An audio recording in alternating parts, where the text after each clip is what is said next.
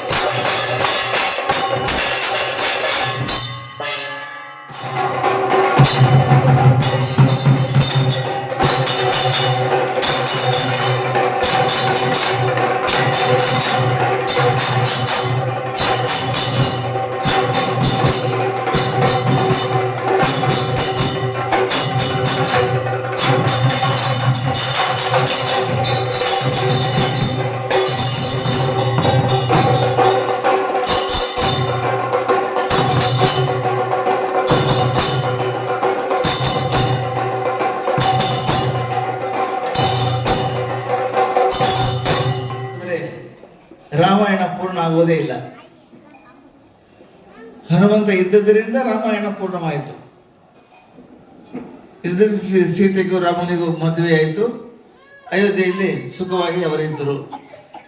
ಅಲ್ಲಿಗೆ ರಾಮಾಯಣ ಮುಗೀತು. ಮುಂದೆ ಇಲ್ಲವೇ ಇಲ್ಲ.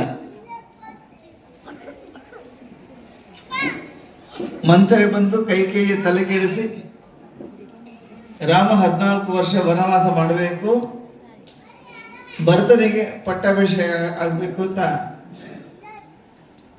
ದಶರಥರಲ್ಲಿ ವರ ಕೇಳದೆ ಹೋಗಿದ್ದರೆ ಇಲ್ಲಿ ಸೀತೆ ಗೊಂಬೆ ಇದೆ, ರಾವಣನಿಗೆ ಗೊತ್ತಿಲ್ಲ. ಆ ಗೊಂಬೆಯಲ್ಲಿ ಸೀತೆ ತುರ್ಕೊಂಡು ಎತ್ಕೊಂಡು ಹೋಗಿ ಅಶೋಕವನದಲ್ಲಿ ಇಟ್ಬಿಡ್ತಾರೆ. ಇದು ರಾಮನಿಗೆ ಗೊತ್ತಿದೆ, ಇದು ನಾಟಕ ಇದೆಲ್ಲ. ಸೀತಾ ರಾಮ ಇಬ್ಬರು ಕಥಾನಾಯಕಿಯರು. ನಾಟಕ. ರಾಮ ಹುಡ್ಕೊಂಡು ಬರ್ತಾನೆ, ಸೀತೆ ಹುಡುಗರು ನೋಡ್ಕೊಂಡು ಬರ್ತಾನೆ.